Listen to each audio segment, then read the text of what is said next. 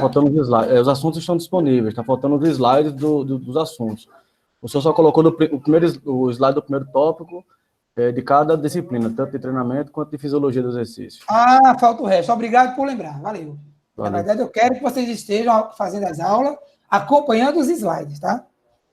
Porque aí fica mais rápido. Não está anotando tudo que eu falo. Às vezes o aluno está na sala de aula, aí fica lá anotando tudo que eu falo, e metade do que ele está anotando está lá no quadro, está lá no slide. Ainda fala assim, professor, não passo o slide agora não, deixa eu copiar isso. Pô, mas o slide não está disponível? Então, a gente tem que anotar somente aquilo que eu falei e que não está no slide. O que já está no slide, já está à sua disposição. Tá? Aí o aluno, quando pede para eu esperar um pouquinho para copiar o slide, ele está atrasando a aula, atrasando todo mundo, por um material que está lá no cigarro. Tá? Então, obrigado por lembrar, vou colocar sim lá no cigarro. Viu? Então, acho que eu já boto ainda hoje. Não, hoje não, hoje que eu tenho uma banca logo depois, tem que almoçar, mas eu boto, viu? E eu peço se passar uma aula e eu não botar, pode me avisar de novo. Você já sabe que eu sou meio lesinho, né? Meio esquecido das coisas, desligado do mundo. Então, vamos lá. A ideia hoje seria, então, né? Não vou falar aqui, tá, da fase aeróbica, treinamento, porque é muito bioquímica. A única coisa que eu quero falar, como eu falei, eu vou passar voando. É só mostrar a cascata bioquímica do ciclo de Krebs. Tá aqui, ó. Então, vou mostrar aqui para vocês. Ó, o piruvato virando acetilcoenzima A. Essa é uma informação interessante, legal, tá? De saber. O piruvato é uma molécula com 3 carbonos, tá aqui, ó. Aí um dos carbonos reage com oxigênio para virar água, para virar CO2, aliás, ó. E os outros 2 carbonos formam uma molécula chamada de acetil. O que é uma acetil? É uma molécula com 2 carbonos, tá? A essa acetil se encontra com uma coenzima que já existe dentro da mitocôndria, chamada de coenzima A. Aí eu formo, então, a molécula de acetil-coenzima A. Beleza? Esse verdinho aí que vocês estão vendo é a molécula de carbono. Desculpa, são os átomos de carbono. Aí o que vai acontecer? A molécula de acetilcoenzima A, ela precisa entrar no ciclo de Krebs. Como é que ela pode fazer para entrar no ciclo de Krebs? Ela vai se associar, como é que chama? Esqueci o nome bioquímico, tá? Vai se fundir com outra molécula, que é a última molécula do ciclo de Krebs, chamada molécula de oxaloacetato. Essa moléculazinha, é bom vocês gravarem o nome dela, a gente vai precisar muito dela, tá? Então, a molécula de oxaloacetato se une com a molécula de acetilcoenzima A, formando uma molécula chamada citrato. Eu acho que é exatamente o que está aqui, ó. Está aqui, ó. A molécula de acetilcoenzima de oxaloacetato, molécula com 4 carbonos, se une com a molécula de acetilcoenzima A e entra no ciclo de Krebs. Aí veja que no ciclo de Krebs, ó, vai ter 2 momentos aqui, ó, vocês vão ver agora, ó, acetil, virou 6 carbonos, vocês vão ver aqui, ó, vai perder um carbono numa hora, ó, e vai perder um carbono na outra hora, e, no final das contas, ela volta a ser uma molécula com 4 carbonos. E vira esse ciclo eterno, tá? Então, o ciclo eterno é o quê? É oxaloacetato, que se liga com acetilcoenzima A para virar citrato. Deixa eu botar o mouse aqui, fica melhor. Que vira isocitrato, que vira alfa-acetilglutarato, que vira succinil, que vira succinilcoenzima A, que vira succinato, que vira fumarato, que vira malato, que vira oxaloacetato. Que reage com acetilcoenzima A para virar de novo citrato. Beleza? O que eu vou mostrar aqui na frente é uma imagem que meio que assusta, mas é a mesma coisa daqui, tá? Mas só que em vez de estar o nome, está a fórmula química da molécula, a fórmula estrutural da molécula. Oxaloacetato, recebendo a molécula de acetilcoenzima A para virar citrato, e aí vai, ó, as reações. Beleza? O que eu quero mostrar ela aqui, porque vou mostrar de novo aqui. Qual é a grande função do ciclo de Krebs? Falei isso aqui 50 mil vezes, vírgula 5. Oxidar o acetil-CoA, extrair energia. Isso, a principal função de Krebs exatamente. Mas exatamente o quê? Ele retira as moléculas de hidrogênio aqui, e jogar na cadeia transportadora. E mandar essa molécula de hidrogênio para onde? Para a cadeia de transporte de elétrons. Por quê? O hidrogênio. Porque o hidrogênio é onde está a energia do que veio do Sol, que estava no alimento. E por que a cadeia de transporte de elétrico? Porque na cadeia de transporte elétrico tem 3 maquininhas que conseguem usar a energia do hidrogênio para pegar um fosfato e ligar de volta no ADP. Ok? Então, vocês vão ver aqui, ó, bioquimicamente falando, a principal função do ciclo de Krebs, que é arrancar hidrogênio. Isso vai acontecer aqui, ó. Oxalacetato reage com acetil para virar citrato e que vira isocitrato. Aí, exatamente aqui, ó, para isocitrato. Por que isocitrato vira alfa-acetoglutarato? Porque perdeu hidrogênio. Justamente as nicotinamidas adeninas de nucleotídeo, as NADs, arrancam o hidrogênio da molécula de isocitrato, transformando, então, a molécula em alfa-acetoglutarato. Vamos ver isso aqui bioquimicamente. Está aqui, ó. Oxalacetato, que virou citrato, que virou aconilato, que virou isocitrato. Aí está aqui, ó. Conta os hidrogênios. 1, 2, 3, 4, 5. E agora? 1, 2, 3, 4. Foi o que aconteceu? A molécula, a NAD, o NAD, né, o transportador nicotinamida adenina de nucleotídeo, arrancou um desses 5 hidrogênios da molécula, ficando apenas 4. E vai levar esse hidrogênio lá para a cadeia. Eu botei aqui, ó, cadeia de transporte de elétrons, onde a energia do hidrogênio é usada para ressintetizar a molécula de ATP. O que é que ela faz? Exatamente aqui. Ela pega um fosfato inorgânico, a energia do hidrogênio, em 3 pontos aqui, ó, são chamados 3 citocromos. Em cada um dos citocromos, ele pega a energia do hidrogênio e faz o quê? Para quê? Para pegar esse fosfato aqui, inorgânico, e juntar nessa molécula de ADP. É um processo mecânico mesmo, tá? É mecânico. Ele gruda, ele junta, ele pega a energia e faz um bater no outro e fica colado lá, ressintetizando assim a molécula de ATP. Ou seja, a energia usada para pegar esse fosfato e ligar aqui é a energia que tem lá contida nos átomos de hidrogênio. Então, eu tenho, ó, uma NAD aqui, uma nicotina adenina de nucleotídeo fez isso aqui, e na mesma hora que fez isso, ó, perdeu um carbono, por isso que formou o CO2, por isso que a gente respira tanto durante o exercício, é para jogar o CO2 fora. Muita gente pensa que a gente respira para botar o oxigênio para dentro, mas não é. O que faz a gente ter vontade de respirar mais ou menos é a necessidade de jogar o CO2 para fora. Ou seja, quem faz a gente ter vontade de respirar não é a necessidade de oxigênio, mas é o acúmulo de CO2 no corpo da gente. Como no exercício o ciclo de Krebs funciona mais, produz mais CO2. Como produz mais CO2, vai ter mais CO2 no sangue. Como tem mais CO2 no sangue, a gente respira mais durante o exercício. A gente vai ver isso lá no sistema respiratório. Então, e a mesma coisa vai acontecer aqui, ó. O que faz a molécula de alfa-acetoglutarato virar succinil, coenzima A, é justamente porque ele também perde hidrogênio nessa reação aqui, tá? Então, NAD arranca e também arranca um carbono, ó, que, em combinação com o oxigênio, vai virar CO2. Ok? Então, veja que eu preciso do oxigênio. Vocês até agora sabiam que o metabolismo mitocondrial era aeróbio, porque eu precisava do oxigênio aqui. Mas eu também vou precisar do oxigênio aqui, ó, para fazer o piruvato virar acetilcoenzima A.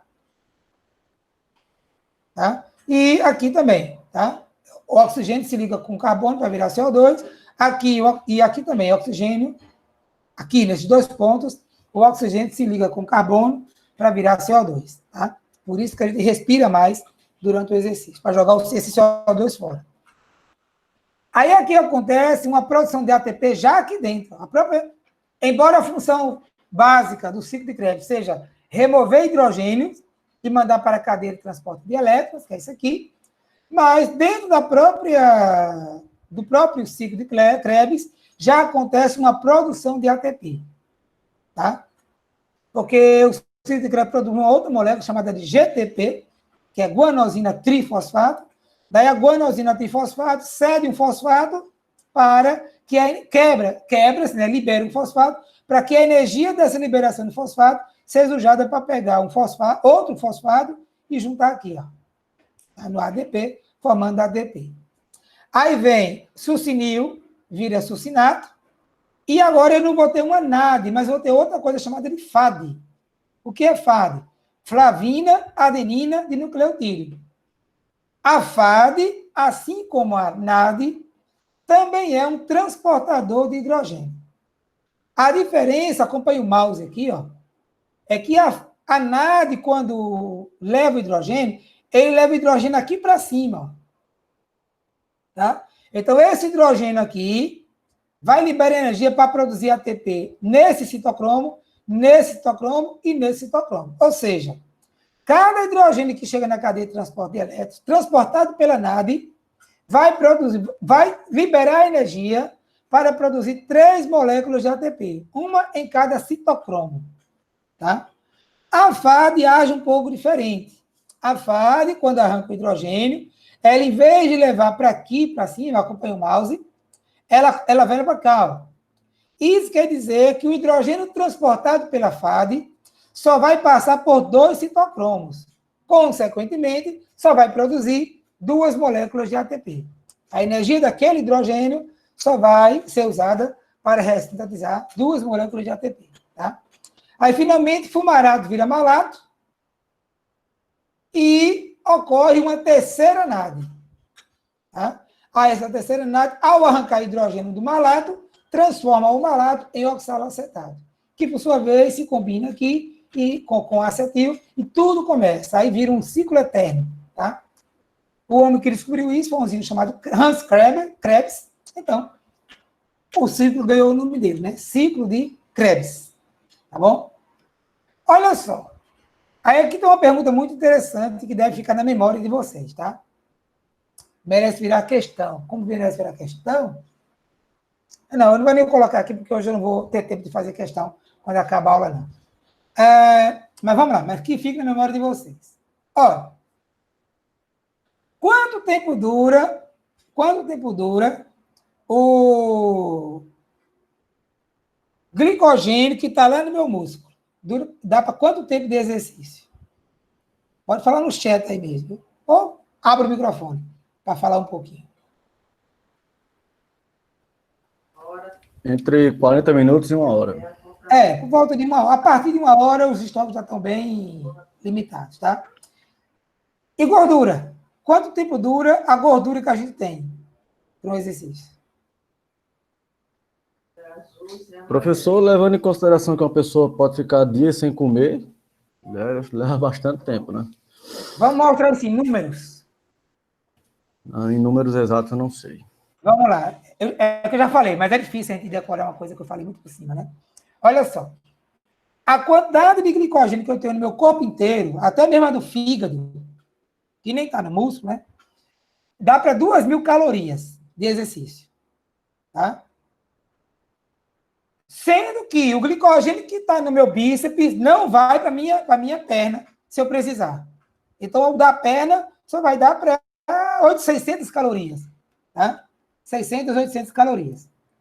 Agora, a quantidade de gordura que eu tenho no meu corpo dá para 90.000 calorias.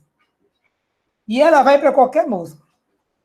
Ó, se a quantidade de glicogênio que eu tenho no meu músculo nas minhas pernas dá para 1 hora de exercício, ou seja, dá para 600 calorias, 800 calorias, e a quantidade de gordura é para 90.000 calorias, isso se eu não for gordo. Se eu for gordo é muito mais. Isso quer dizer, então, o quê? Que se eu for depender do metabolismo aeróbio, eu posso fazer exercício 3 dias sem parar. E não vou cansar, porque eu vou ter lá combustível inteiro. Mas a pergunta é, alguém daqui aguentaria ir lá em Campina Grande e voltar correndo? Você só ia gastar umas 50.000 calorias. Gordura tem para isso.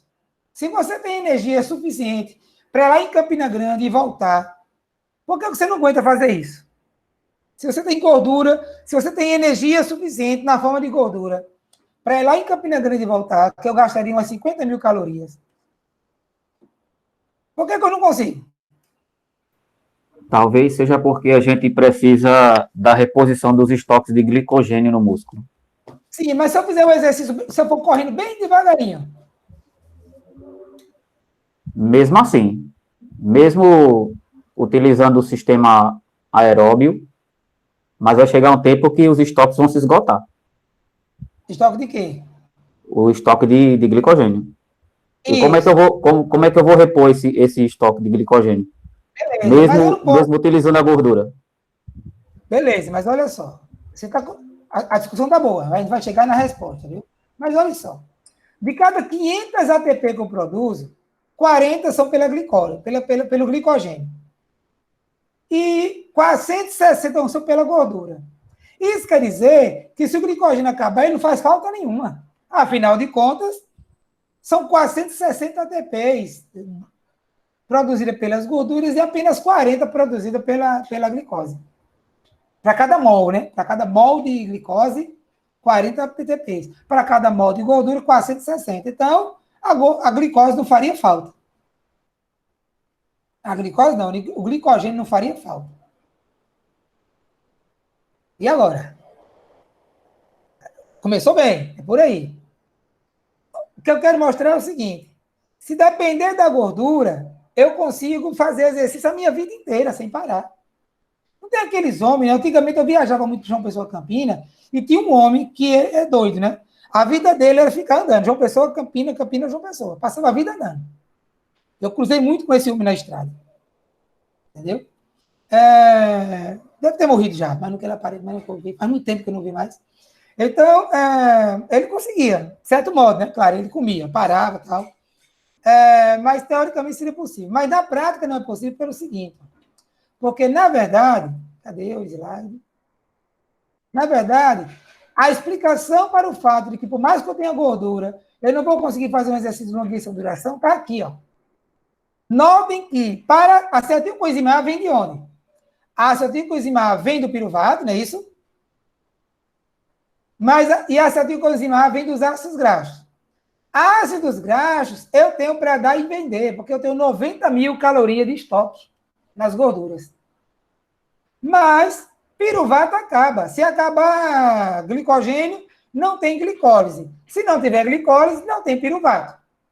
Então, veja só. Se acabar o glicogênio, eu não tenho acetilcoenzima A proveniente do piruvato, mas eu tenho bastante acetilcoenzima A proveniente dos ácidos graxos. Então, gordura não é problema para o exercício. Mas por que eu não consigo ir lá em Campina Grande e voltar? Pelo simples fato de que, para a acetilcoenzima A entrar no ciclo de Krebs, ela precisa se ligar com o oxaloacetato, como vocês estão vendo aqui, ó, né? Acetilcoenzima A, oxaloacetato. Acontece que o oxaloacetato, ele é produzido a partir do piruvato. Resposta, para ser bem objetivo. Se eu não tiver glicogênio, eu não tenho piruvato. Se eu não tiver piruvato, eu não tenho oxaloacetato. Se eu não tiver oxaloacetato, por mais que eu tenha acetilcoenzima A proveniente dos ácidos graxos, aquela gordura não vai conseguir entrar no ciclo de Krebs. Se a gordura não entrar no ciclo de Krebs, não tem hidrogênio. Se não tiver hidrogênio, não tem energia para resistir a ATP. Moral da história. Para usar a gordura, eu dependo indiretamente dos carboidratos. Indiretamente por quê? Porque eu dependo, na verdade, do oxaloacetato. Mas o oxaloacetato vem do piruvato, e o piruvato vem da glicólise, que vem da queima do uso de glicogênio. Tá? Ou, como diz nos livros clássicos, no livro Marcado, por exemplo, eles criaram um termo, né? Eu vou até anotar aqui, famoso esse termo, tá? As gorduras queimam numa chama de carboidratos. Então, segundo o livro Marcado, as gorduras, estou anotando aqui no chat, viu? Queimam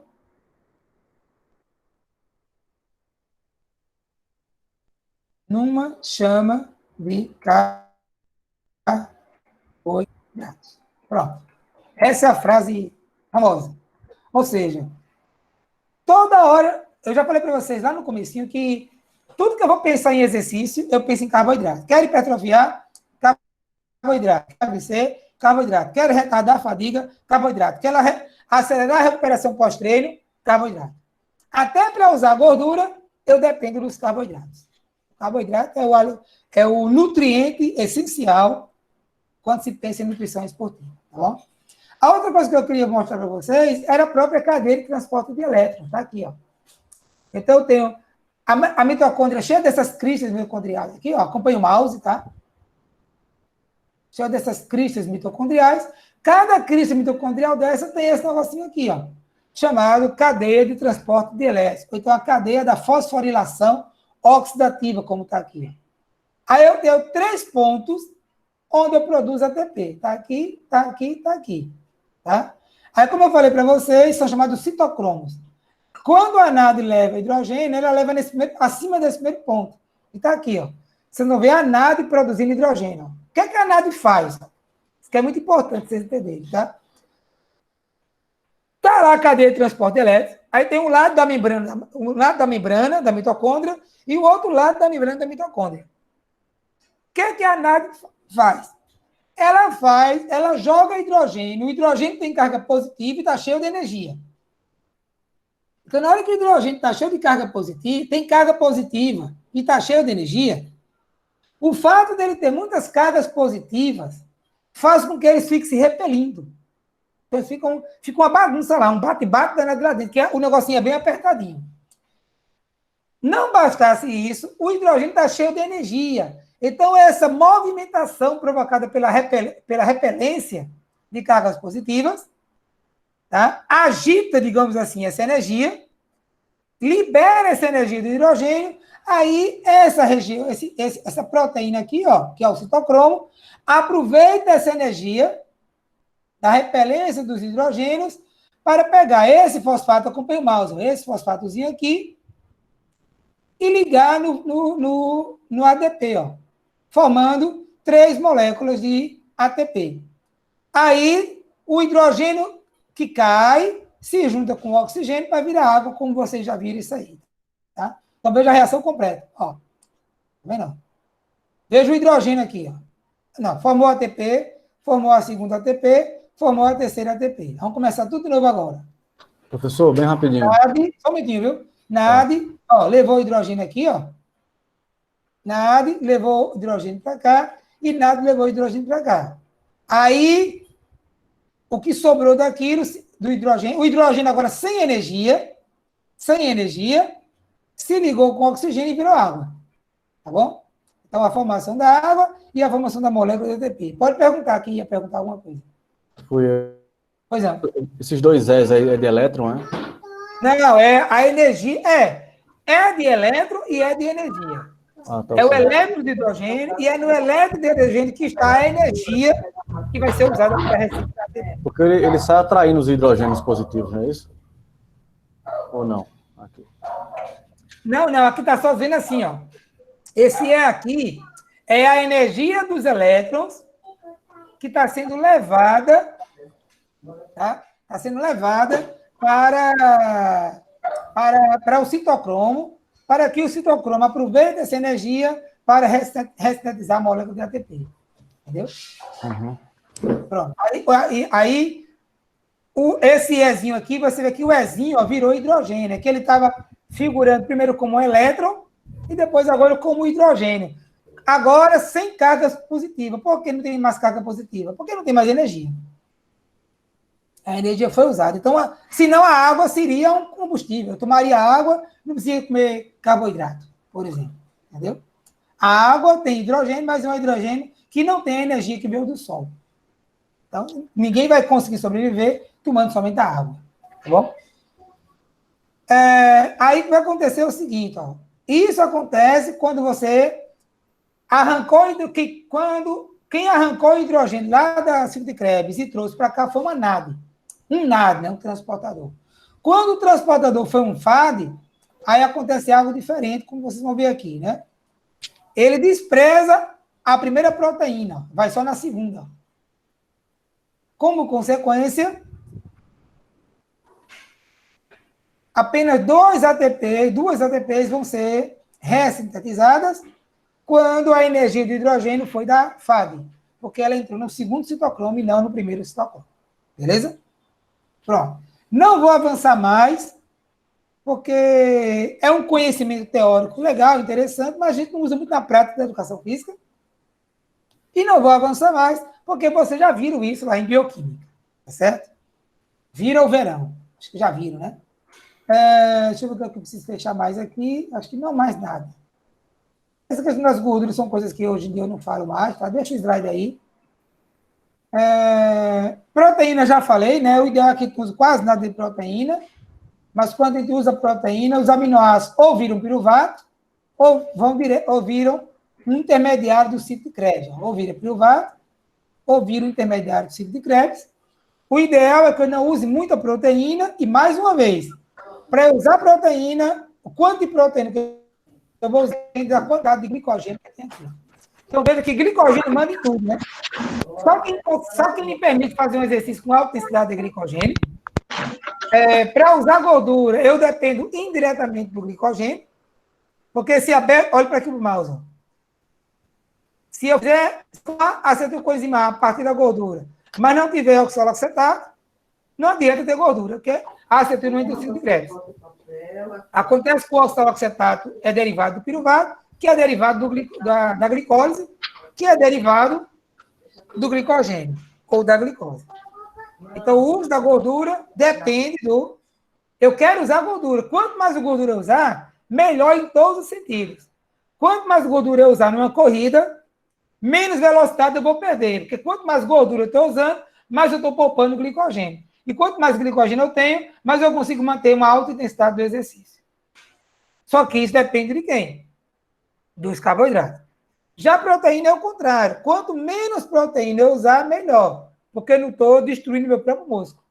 Só que para eu usar pouca proteína, eu preciso ter muito glicogênio. Então, o glicogênio, os carboidratos, eles mandam em tudo. Tá? O desempenho para o exercício físico é muito dependente do carboidrato. Tá? Professor, Pois não. seria o caso, essa seria a explicação pela qual os atletas fundistas são geralmente magros, por cobrir grandes distâncias, eles terminam queimando muita proteína muscular? Então, olha só. Porque, sim, magro no sentido de não ser gordura, né? exato, porque assim... Na verdade, que, corredores fundistas não são exatamente tão mais magros do que os velocistas. Isso porque corredores, eles têm, em média, 6 a 9% de gordura. Só que os velocistas também têm por aí. Às vezes, como velocista, um pouquinho mais, tá? 10, 11% de gordura. Mas jogador de basquete, não sei se foi Jordan. Tem um jogador de basquete, acho que foi Michael Jordan, ele só tinha 2% de gordura. Quase não tinha gordura nele, entendeu? Então, na verdade, não exatamente magros, mas eu dizia assim, IMC baixo, fininho, sim, isso aí sim, tá? O treinamento de corrida não estimula a síntese proteica. Tanto quanto... Desculpa, falei errado. O treinamento que você utiliza fibras lentas... Não, deixa eu falar melhor, que eu estou misturando aqui os assuntos, tá? Eu estou tentando dar uma resposta precisa de assunto que você não viu ainda. Quando você faz um treinamento que utiliza fibra 1, você hipertrofia pouco. A fibra tipo 1 tem uma desvantagem. Ela é muito resistente. Ela demora a cansar. Mas ela tem uma desvantagem. Ela é lenta na contração e ela hipertrofia pouco. Já fibras rápidas, elas hipertrofiam muito, fácil. Mas elas cansam fácil. Resultado. Se um cara é velocista, de alto nível, ele só chegou no alto nível porque ele nasceu com muita fibra rápida. Muitas fibras que hipertrofiam fácil, independente do que você faça. Já um corredor, se ele chegou no alto nível, de longa distância, é porque ele tem a predominância de fibra lenta. Fibra lenta hipertrofia pouco, independente do que você faça. Isso quer dizer, então, que se um corredor fundista for fazer um monte de trabalho de velocidade, ele ativa poucas fibras rápidas, que vão hipertrofiar.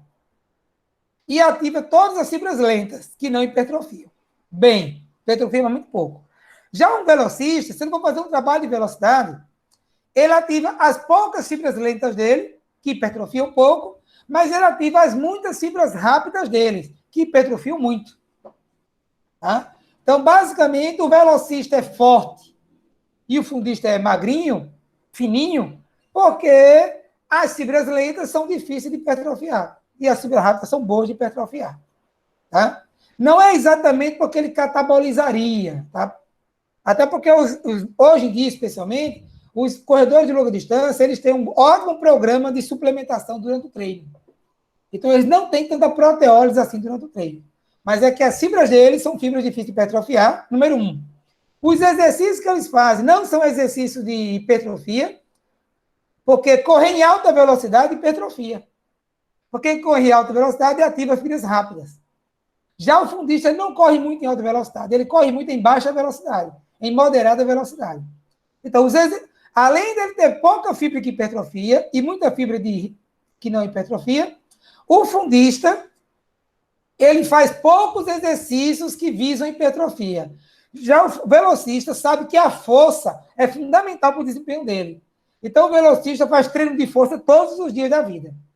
E o próprio exercício em alta velocidade já estimula a hipertrofia. Então, esse é o verdadeiro motivo pelo qual os fundistas têm coxa grossa e os velocistas têm as pernas parecem umas canetinhas, bem fininhas. Parece duas canetas se mexendo. Tá bom? Esse é o mais verdadeiro motivo. E menos por questão de catabolismo durante o exercício. Ok? Último assunto do nosso primeiro bloco, para entrar no assunto do sistema cardiovascular, de preferência ainda hoje, né? A gente tem que correr, infelizmente. Tá? Logo eu que adoro dar aula, eu dava um curso de fisiologia, quando assim que eu entrei na universidade, eu dava um curso de extensão de fisiologia.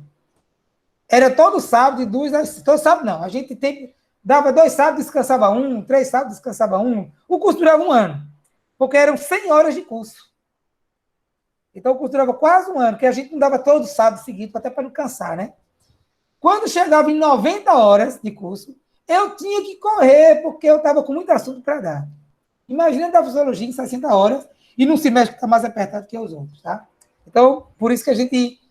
O ideal agora, terminar o assunto, era fazer uma revisão, era pegar aquelas questões e discutir com vocês, mas eu vou deixar para fazer essa revisão junto com o cardio. Aí eu mato 2 revisões numa aula só. Numa aula não, em 1 hora, tá bom? Eu estou ganhando tempo por causa do semestre mais apertado. Professor, Pois não? qual seria o impacto da dieta de baixo carboidrato em relação à produção de energia aeróbia, já que vai diminuir a quantidade de piruvato? Isso, veja só. Uma dieta de baixo teor de carboidrato não dificulta o uso do metabolismo aeróbio, porque para que você não tenha piruvato e que não tenha oxalacetato, tem que gastar muito o glicogênio que tem. Então, isso vai acontecer em exercícios muito longos, tá? 2, 3, 4, 8 horas de exercício. Ou seja, no exemplo exagerado que eu dei, que vai ir correr até Campina Grande e voltar, ou no exemplo mais real, que é um triatlo. Tá? Então, seria um problema. Então, em termos bem práticos, uma dieta com baixo carboidrato, do ponto de vista do uso das gorduras, só seria um problema para os triatletas, quem faz triatlo. Aqueles doidos que correm nada 4 quilômetros, eu já estaria morto. Depois pedala 180 quilômetros, nunca fiz isso na minha vida. E depois ainda vão correr uma maratona de 42. O mais que eu corri foi 21. Entendeu? Então, os doidos, eu costumo dizer que triatlo, a largada de toda a prova de triatlo tem que ser na porta do hospício. Solta os doidos para correr. Isso com meus vários amigos triatletas que eu tenho. Os doidos. Admiro bastante, viu? Essa doidice. Mas tenho a menor coragem. O máximo que eu fiz foi 21 quilômetros. Então, para o triatleta seria um problema, tá? Agora, isso eu estou pensando na sua pergunta, que é do ponto de vista do metabolismo das gorduras. Mas se eu pensar nas proteínas, é um grande problema. Atleta nunca pode fazer dieta pobre em carboidrato. Por mais que ele queira emagrecer, e por mais que eu saiba que dieta pobre em carboidrato ajuda a emagrecer. O processo de emagrecimento na dieta. Porque na hora que ele está fazendo a dieta pobre em carboidrato, ele está treinando com pouco carboidrato. E treinar com pouco carboidrato, o carboidrato acaba, diminui bastante em 1 hora. Então, ele vai perder... Isso se você estiver super bem alimentado de carboidrato. Se você estiver mal alimentado de carboidrato, só vai durar meia hora. Então, você vai ter um sério processo de proteólise, ou seja, de perda, de quebra da proteína muscular durante o exercício. Então, Isso vai facilitar muito lesões e vai facilitar muito o processo do overtraining, que é o pior estágio que um atleta pode sonhar na vida dele, né? Sonhar não, tem um pesadelo, que é o treinamento, em vez de melhorar o desempenho dele, o treinamento começa a piorar o desempenho dele. E quanto mais ele treinar, mais o desempenho piora. Tá? Beleza? Professor, Pois não. no caso de atletas que precisam reduzir bastante o percentual de gordura, eles seriam, no caso, obrigados a fazer esse consumo de baixo carboidrato, ou mesmo assim o senhor indicaria outra manobra, aumentar o cardio, algo do tipo? Vamos lá. Eu vou falar pela Vivian, que é a nutricionista da seleção brasileira, tá? A gente tem na seleção brasileira atletas com problemas de peso, pelo menos 3 da seleção principal, 3 e um que devia ser titular. Ele não é titular porque ele não consegue baixar o peso. Tá? Jogador muito bom, decide o jogo pra gente, mas ele só entra e sai, porque, infelizmente, agora que parece que ele, depois de um trabalho psicológico muito intenso, ele está começando a pegar o jeito, tá? Se conscientizar. O que é que Vivian diz? Alexandre, por mais que o atleta precise emagrecer, eu não posso tirar os carboidratos, senão vai prejudicar muito o trabalho dele, o treino. Então, o fato é, não tira. Reduz, faz restrição calórica, tá? Investe muito em carboidrato complexo, aumenta o tempo entre a hora que come e a hora do treino, porque carboidrato complexo demora mais a digerir, e faz isso. Ou seja, ela não tira carboidrato, ela mantém o carboidrato. Só diminui o aporte calórico dos atletas e muito alimento rico em fibras, porque as fibras, elas ajudam de maneira interessante, tá? A emagrecer. Agora, se eu estou com um atleta que ele... E pior, né? Se tirar o carboidrato, ele não consegue treinar, porque ele fadiga antes. Então é pior. Eu tiro o carboidrato, o cara vai... Eu vou economizar 300 calorias com aquela tirada de carboidrato. Aí, por causa do carboidrato, ele fadiga com 40 minutos e gasta 400 calorias. Se ele treinasse 80 minutos, ele gastaria 800. Então não compensa, entendeu?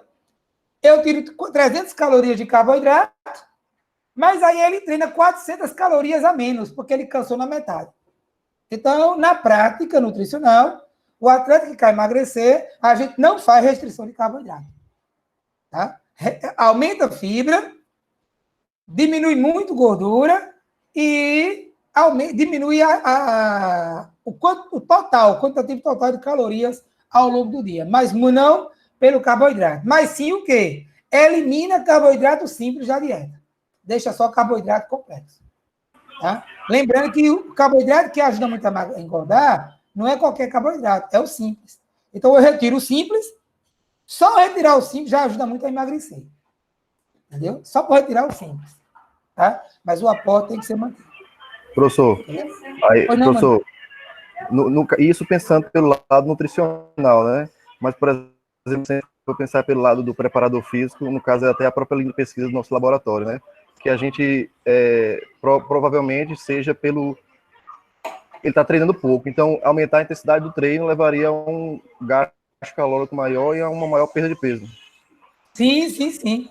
É uma prática também na seleção, viu? Os nossos 3 atletas que estão gordinhos treinam mais do que os outros. Como? O que é que eu faço? O treino pode ser até igual entre os gordinhos e não os gordinhos. Mas os gordinhos, quando acaba o treino, fazem um trabalho a mais. 15, 20 minutos a mais para aumentar o gasto calórico durante os treinamentos. Entendeu? É a estratégia que a gente usa para os atletas que estão precisando perder peso. Beleza? Muito bem. Então, agora vamos para o último assunto do nosso bloco, que é a recuperação pós-exercício. Tá? É muito importante pensar em retardar a fadiga. Quem faz isso? Muito. Carboidrato. Alguns suplementos. Tá? Mas, hoje em dia, o mundo do treinamento esportivo tem o seguinte conceito. Treinamento para fazer o atleta evoluir já tem demais. Tem de sobra. Então, fazer o atleta evoluir, método de treinamento, não é problema nenhum. O século XX nos deu muitas metodologias de treinamento para fazer o atleta evoluir. E a tecnologia hoje está ajudando ainda mais. O grande desafio do atleta hoje não é exatamente o treinar, é recuperar da maneira mais rápida possível. O atleta se recupera mais, se lesiona menos. O atleta que recupera mais, joga mais. No caso do futebol, que tem jogo quarto e domingo, joga mais, aparece mais, tá? Tem mais chance de ascensão profissional. O atleta se recupera mais rápido, consegue treinar mais, e quem consegue treinar mais, rende mais. O trunfo hoje do atleta é recuperar, tá? Meus slides aqui, inclusive, eles só têm o processo da recuperação do ponto de vista bioenergético. Mas eu vou falar também de ferramentas fisioterápicas para acelerar a recuperação do atleta. Hoje nós trabalhamos muito, investimos muito na recuperação do atleta, ok? Por exemplo, aí eu posso falar também, porque eu adoro estar na prática, porque eu consigo trazer muito exemplo para vocês. A Seleção Brasileira de Futebol de 5 ganhou todas as Olimpíadas que teve até agora, ganhou todos os mundiais que teve até agora, e só perdeu alguns Copa América. Perdeu porque jogou com o time em reserva, tá? Mas por quê? Claro, o time brasileiro é um time muito bom, a seleção brasileira é muito forte. Mas o que faz a gente ganhar tudo, até agora, espero que vai perder um dia, a gente é consciente. Nós vamos perder uma Olimpíada um dia, nós vamos perder uma Copa do Mundo um dia, tá? Na verdade, são 3 Olimpíadas, que é recente, o futebol de 5 nas Olimpíadas. São 3 ou 4, acho que são 3 Olimpíadas no máximo. 3, 4 no máximo. A gente vai perder um dia, a gente não quer, mas sabe o que vai acontecer. Mas por que a gente não perdeu até agora? Não é porque nós, jogador, nós temos o melhor exatamente. A grande diferencial é assim, ó. Nós temos 8 jogadores top. 4 muito top e mais 4 top. As outras seleções do mundo inteiro têm 2, 3 top no time. Do nível do nosso. Resultado. A gente não ganha o jogo exatamente porque o time, que se botar meus 4 titulares e botar os 4 da Argentina, que é um pau da gente, o clássico Brasil-Argentina é igual no futebol assim, que é igual ao futebol normal, ou colocar o pessoal da China, entendeu? Que é forte também, briga com a gente pesado, entendeu? 4-4, o jogo é muito parelho. Onde é que a gente ganha jogos e campeonatos? É porque torneio de futebol de 5, nem Olimpíada, Copa do Mundo, é um jogo, todo dia tem um jogo. Aí os caras vão cansando ao longo dos jogos. A diferença é exatamente essa. Os outros times não podem rodar. Porque se tirar aqueles 4, 3 top, o nível cai e toma 1, 2 gols. Já o Brasil não consegue rodar 3 atletas de fora, 4 até, sem perder nível. Então nós jogamos o tempo inteiro com alta frequência de substituições. E os outros caras não conseguem fazer isso. Não bastasse isso, nós investimos muito em recuperação pós-exercício. Então, todo campeonato tem uma máquina que dosa secar, eu levo ela, é um trabalheiro para levar ela, que tem que estar em avião, embalar, aquele negócio todo, porque aí termina o jogo, todo jogo, a gente dosa secar, em 3 minutos já dá o resultado de secar, que é um marcador de dano muscular. Todo atleta, quando está no aquecimento, cada um tem aquele seu copinho, o nome daquele copinho, skills, né? Já preparam a solução de carboidrato com proteína para assim que acabar o jogo, toma. Em Olimpíada e Copa do Mundo tem um protocolo. Sempre se escolhe 1 ou 2 atletas que vão para uma sala de entrevista. E eles só voltam para o vestiário lá meia hora depois. O que a gente faz, então? Os atletas que vão, quando termina o jogo, normalmente eu faço isso, ou a nutricionista, eu vou lá no vestiário, pego o squeezezinho dele, que já estava pronto, só o pó, só bota água na hora, mexo e vou deixar lá na sala de entrevista. Para que eles imediatamente pós-jogo tomem uma solução de carboidrato com proteína. Todos os atletas chegam, a gente compra muito gelo, pede a organização, entra dentro de uma bacia de gelo. Tá? Que é fazer crioterapia. Então, além de a gente ter um time que consegue rodar mais que os outros sem perder rendimento, a gente tem um rigoroso trabalho de recuperação pós-exercício, pós-treino. Resultado, quando chega, por exemplo, na Copa Pan-Americana ano passado, primeiro jogo com a Argentina pau a pau, e a gente não perdeu o jogo porque eles perderam o pênalti. Na final, a gente fez 2-0 e cabia 4. Porque os caras estavam cansados e a gente estava inteiro. Então, o grande segredo grande característica da seleção brasileira é ter um time que consegue rodar e temos um programa muito rigoroso de recuperação pós-exercício, tá? Então, recuperação pós-exercício, no caso da seleção brasileira, da minha experiência pessoal, ganha jogo. Agora eu quero uma experiência melhor ainda. Eu fiquei encantado. Eu nunca tive vontade de tentar ir para um clube fazer um estágio, mas quando eu vi o Flamengo ano passado, eu quis. O que aconteceu com o Flamengo ano passado? Virou um time de nível europeu, podemos dizer isso sem exagero. Né? Aqui no Brasil ficou conhecido como outro patamar. E... Eita, peraí que chegou gente aqui. Isabela. Virou um time de nível europeu e sem poupar jogadores no jogo de domingo do Campeonato Brasileiro para jogar a Libertadores. O Dominique, que é o técnico do Flamengo, está fazendo o contrário. Por isso gerou insatisfação, né? Gabriel Jesus não demonstrou insatisfação, porque os caras não estão jogando. Ele quer que todo mundo jogue. Já o Gabriel Jesus, o Jesus fazia o contrário. Né? Os caras jogavam todo jogo. Jogava o brasileiro. Não tinha negócio de poupar no brasileiro para jogar na Copa Libertadores, não, tá? Existe um protocolo mais ou menos bem definido, que é assim, ó, jogador de futebol, a cada 6 partidas de quarta e domingo, ele precisa se poupar numa. Por isso, às vezes, de vez em quando você vê um jogador tomando um cartão amarelo de graça. É porque o jogador, normalmente, o jogador já está na sua 6ª partida, sabe que precisa descansar, por experiência, porque eles dosam, tá? CK, por exemplo, tá? Os vários que pagam treino esportivo, eu tenho uma aula sobre isso segunda-feira que vem. Então, eles sabem que a CK dele está começando a subir, sabe que precisa descansar. O que é que eles fazem, então? Une o útil ao agradável. Na 5ª, 6ª partida, provoca um cartão amarelo para ficar suspenso uma partida, justo naquela que eles tinham que descansar. Eles jogam com os cartões amarelos para isso. Tá? Então, mas o Flamengo não. O Flamengo tem esse negócio de 6 partidas para recuperar. Os caras jogavam toda hora. De poupar metade do time no jogo do brasileiro, no domingo, para jogar. Mas aí depois eu descobri que o Flamengo tem um processo extremamente bem feito de recuperação. Tá? Primeiro, equipamentos caríssimos. Tem um equipamento de gelo que custa R$20 mil, que ele fica fazendo gelo e fazendo o gelo passar pelo seu corpo. Não é um gelinho que você bota em cima do seu corpo, não, entendeu? É umas coisas que você bota assim, amarra na sua coxa, nas suas pernas, onde você quiser, e o gelo fica passando. Esqueci o nome do equipamento. Eu tenho uma foto aqui dele, mas eu esqueci o nome do equipamento.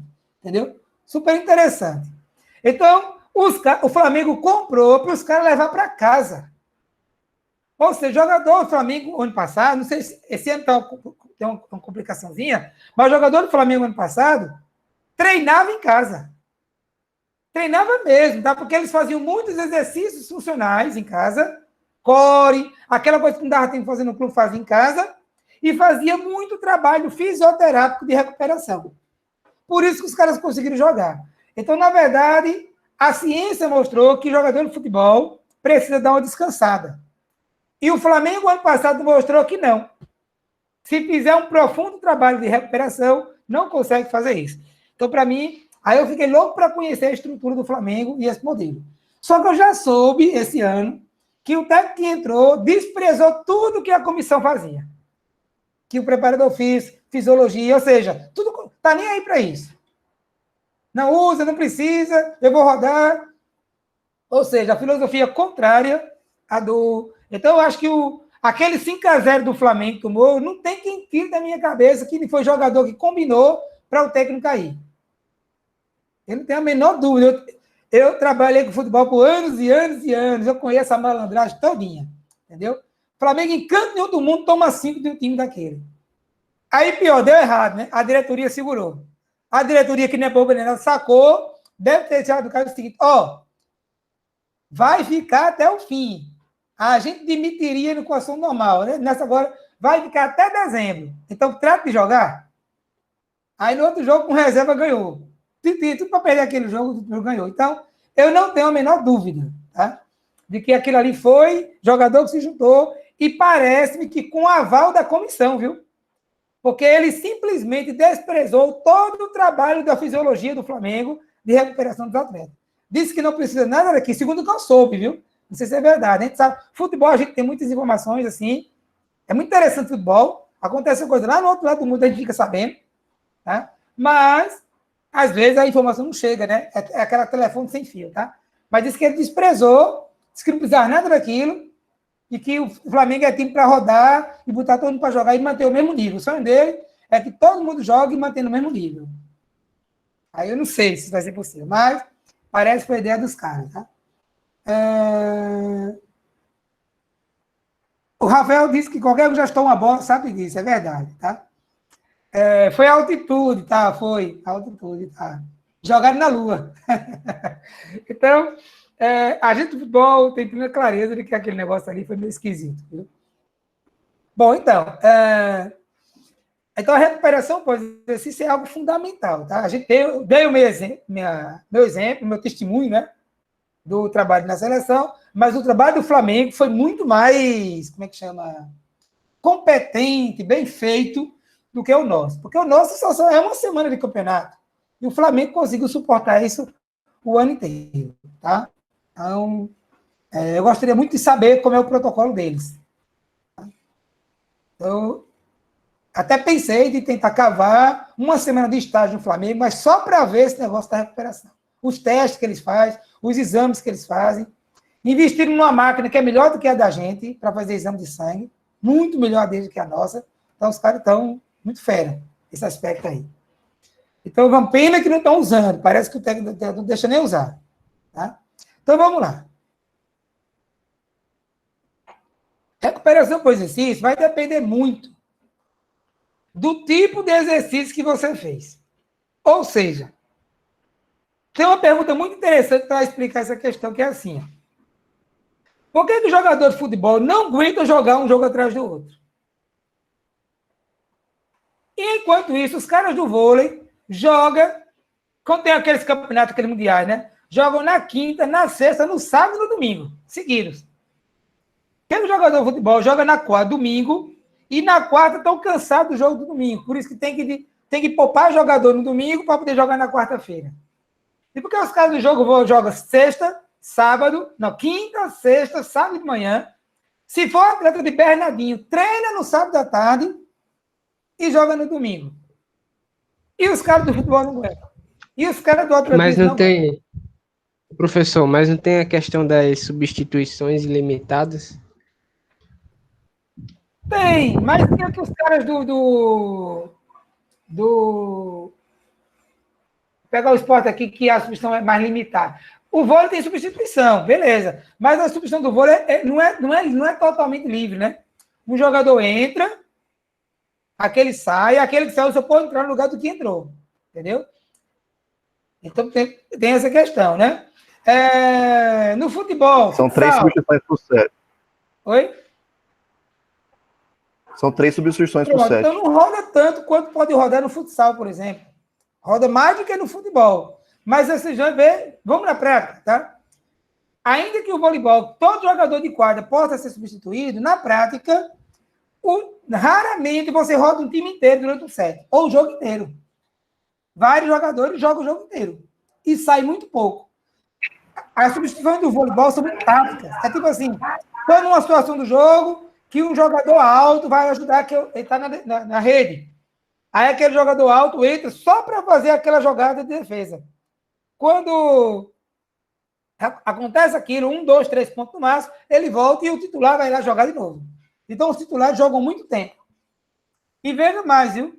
Os titulares, o jogo de vôlei acontece quinta, sexta, sábado, domingo, independentemente se esses jogos todos forem 3-0 ou 3-2. Ou seja, não importa se o jogo é mais longo ou menos longo. Os caras jogam no domingo com alto desempenho. Mesmo que tenha vindo de 3 jogos de 3-2. Não tem fadiga. Então, até porque as substituições são bem limitadas. É livre, é maior do que no futebol, mas é bem limitada, tá? E os titulares jogam muito tempo. Professor, Oi. um exemplo melhor ainda é o vôlei de praia, que nem substituição tem, e no Circuito Banco do Brasil, na sexta-feira, joga 2 jogos no mesmo dia. Ah, pronto, exatamente. Bom, Manuel do vôlei deu um exemplo bastante bom. No vôlei de praia só são 2, corre muito mais dentro da quadra, numa areia fofa, E os caras conseguem manter um alto rendimento em 3, 4 jogos. E quem vem do Qualify, pior ainda, né? Quem vem do Qualify vem jogando desde a segunda-feira, segunda, terça-feira. E os caras aguentam. Qual é a explicação para isso? São duas, tá? A primeira é que o voleibol é um jogo que você gasta praticamente somente fosfocreatina. Por quê? O jogo de vôlei é um saque, uma corrida para a rede.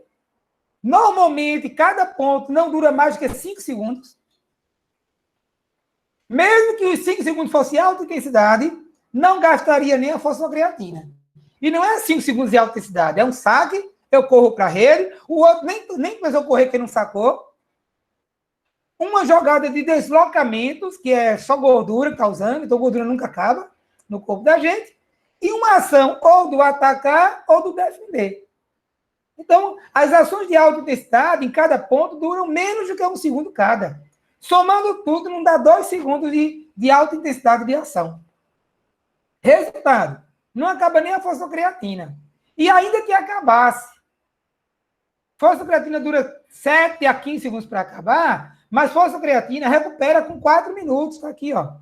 Olha o slide aqui, ó. Fosfocreatina recupera, ó, grande parte em coisa de 4 minutos e o restinho em 5 minutos, 8 no máximo, tá? Na prática, fala-se que creatina tá aqui, ó. Se recupera entre 3 e 5 minutos. Então, vai acontecer aí no vôlei é o seguinte. Primeiro, eu nem consigo gastar tudo. A cada ponto. Mas eu gastei 20%. Só que aí, entre um ponto e outro, tem apito, pega a bola, vai para o saque, aí você já está recuperando aquela fosfocreatina. Então, você, ao recuperar, então você gastou aqui, ó, 20% da fosfocreatina, naquele ponto. Aí, entre o ponto e o próximo saque, leva aí coisa de 30 segundos, você recupera 13%. Aí começou aqui, ó, 13. Aí, segundo ponto, caiu para aqui.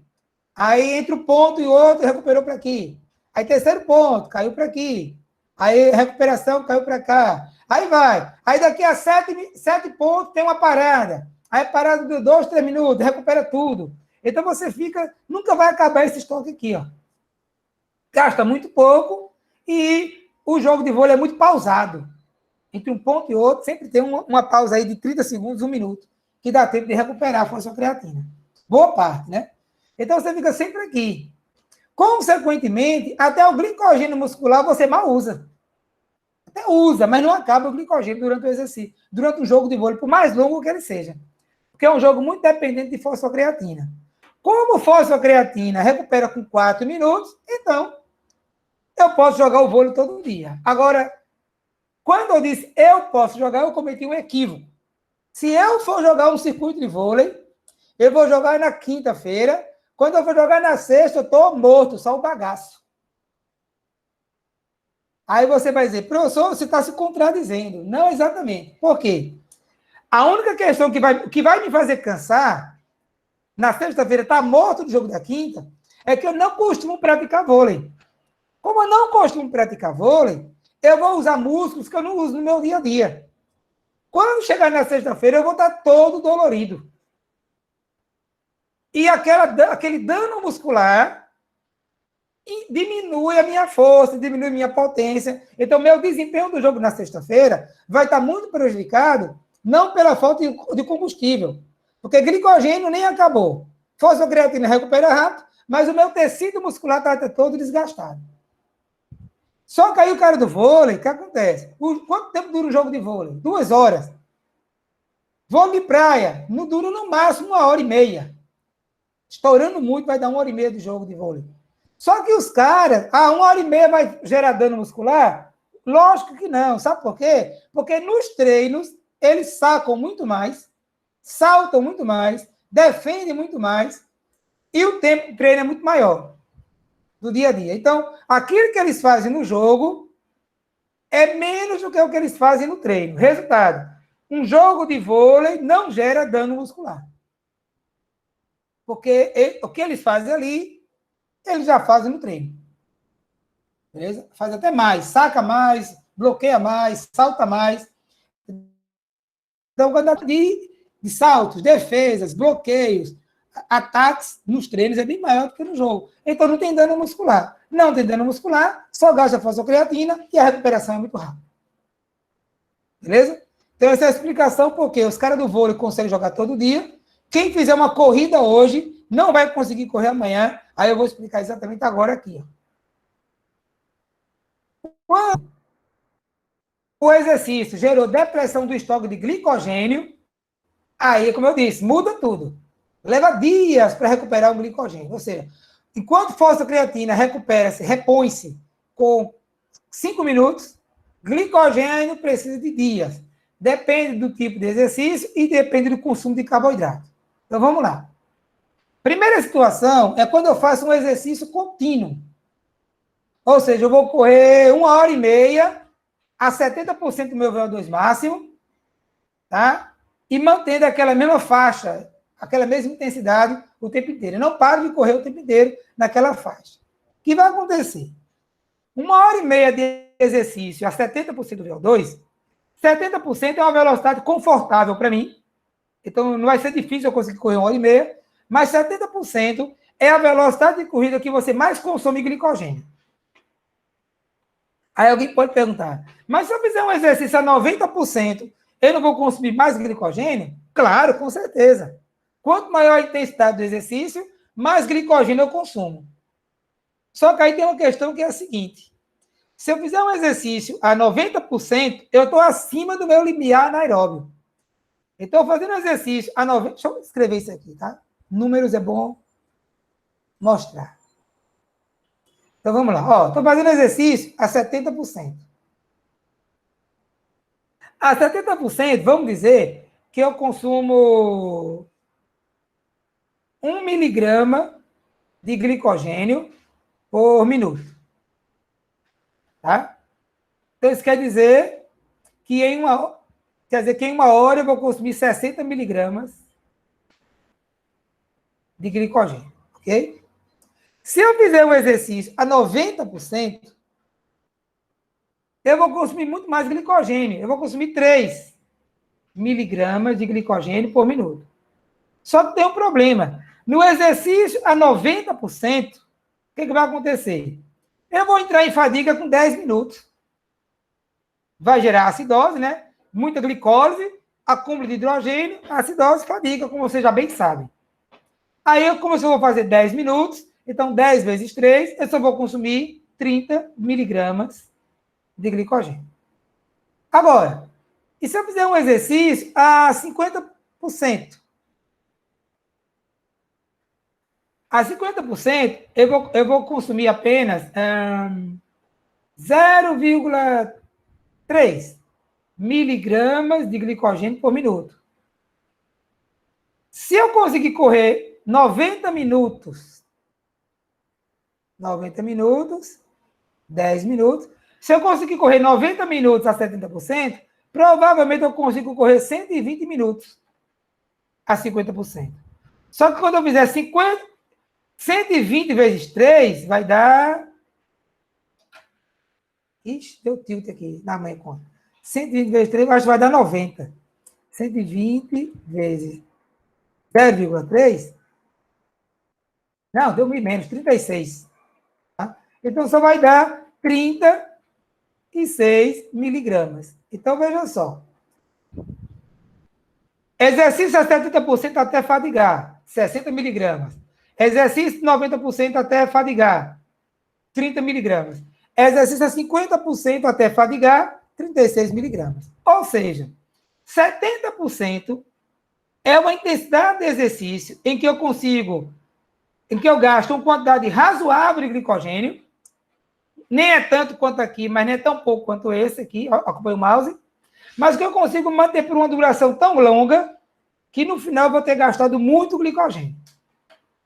90% é uma intensidade de exercício que eu gasto muito glicogênio, mas como está acima do meu limiar anaeróbico, eu vou fadigar. E 50% é uma intensidade que eu consigo fazer muito tempo de exercício, mas o consumo de glicogênio é tão baixo que esse muito tempo de exercício eu vou gastar bem pouquinho glicogênio. Bem menos do que aqui. Então, moral da história, 70% é uma intensidade de exercício em que eu mais gasto glicogênio. Ok? Essa relação entre velocidade de consumo e o tempo que eu consigo ficar fazendo aquele exercício. E é uma velocidade ideal para todo mundo que vai fazer um treinamento contínuo. Correr, caminhar, é ali por volta de 70% mesmo, tá? Então, uma pessoa que vai fazer uma corrida na praia, de 1h30, vai fazer isso. Ó. No final do treino, o estoque de glicogênio dele está depletado. Lembrem, tá? Por favor, nunca esqueçam isso, tá? Toda vez que eu falar o estoque depletou, isso não acontece, tá? Sempre tem um glicogêniozinho ali. Toda vez que eu falar metabolismo aeróbio, sempre o anaeróbio também está funcionando. Nunca uma coisa acontece só aquilo, tá? Sempre está acontecendo tudo ao mesmo tempo. Beleza? Toda vez que eu disser assim, ó, chegou a intensidade de exercício, o oxigênio acabou, não quer dizer que dali para frente eu não gasto mais oxigênio, não. É uma hora que o oxigênio está tão pouco que a glicólise aumenta. Mas eu ainda, se aumentar a velocidade do exercício, eu ainda consigo gastar um pouco mais de oxigênio. Tá? Então, tudo que a gente fala aqui, a gente fala em termos absolutos, por questão didática, mas em termos práticos, não é assim, não. Não é que depletou o glicogênio. Não é que o glicogênio... Quando o oxigênio acaba, quando a mitocôndria chega no consumo máximo de oxigênio, vira o metabolismo, a glicólise aumenta. Na verdade, é um processo gradativo.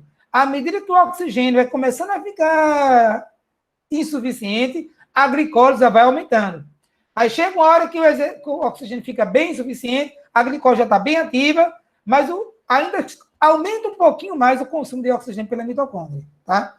Então, em fisiologia, as coisas não são absolutas. A gente fala por questão didática. Tá bom? Então, depletei meu glicogênio. Por que eu lembrei de falar isso e lembrar? Porque eu falei o nome aqui, depletar. Ó. Mas na prática ainda ficou uma quantidade, um pouquinho de glicogênio dentro do músculo. Ficou 4. Ou seja, não, o estoque de glicogênio não zera. Não chega a zerar exatamente. Tá bom? Então, o que vai acontecer aqui? Ó? Se for um exercício contínuo, uma corrida a 70% do VO2 máximo, vai acontecer isso aqui. Acompanha o mouse aqui. Esqueça esse azul que apareceu aí. Acompanha agora aqui, ó.